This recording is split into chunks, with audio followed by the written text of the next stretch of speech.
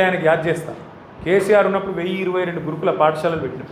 ఇలా గురుకుల పాఠశాలల్లో ప్రతిరోజు ఒక చెడ్డవారు, ప్రతిరోజు ఫలానా కాడ పిల్లలకు బోసక్కగా లేక ఫుడ్ పాయిజనింగ్ అయింది, 30 మంది అస్వస్థత, 40 మంది ఇట్లా, ఇప్పటికి 100 మంది పిల్లలు చచ్చిపోయినారు, 1000 మంది ఇప్పటికీ ఆసుపత్రిలో పాలైంది. నీ పిల్లలకి ఇట్లా ఎత్తుకుంటావా రేవంత్ రెడ్డి అని నేను అడిగినాడు కడుపుగాలి. నీ పిల్లలకు, నీ బిడ్డకో నీ మన్మన్కో ఇట్లా ఎత్తుకుంటావా? ఇదే తిండి పెడుతుకుంటావా? ఇవాళ సాంబార్ వాళ్ళకు పైసలు ఇస్తలేరు. పెద్ద పెద్ద కాంట్రాక్టర్లకేమో పైసలు, వాళ్ళకు అలా ఫుడ్ పెట్టేటోళ్ళకి పైసలు ఇస్తలేరు గురుకులాలకు. నేను ఇంకొక మాట అడుగుతున్నా, 2 ఏళ్ళు ఇప్పుడు 20 నెలలు అయింది దగ్గర 20 నెలల్లో ఒక కొత్త స్కీమ్ చాలు కాలేదు.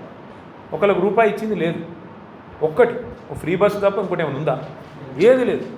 మరి ఆడబోతున్నాయి పైసలని. పిల్లలకు భోజనం పెట్టలేని దుస్థితిలో ఉందా ప్రభుత్వం? ఒక్క గ్యారెంటీ అమలు చేయకపోతివి, రైతు బంధు పెంచకపోతివి, 2 సార్లు ఎగ్గొడితివి, దళిత బంధు పెంచకపోతివి, ఉన్న పైసలే ఇవ్వకపోతివి, ఆడబోతున్నాయి పైసలు. మరి ప్రభుత్వం యొక్క డబ్బులు, ప్రజల యొక్క సంపద ఎక్కడ పోతుంది? ఎవరి జేబులకు పోతుంది? ఢిల్లీలో రాహుల్ గాంధీ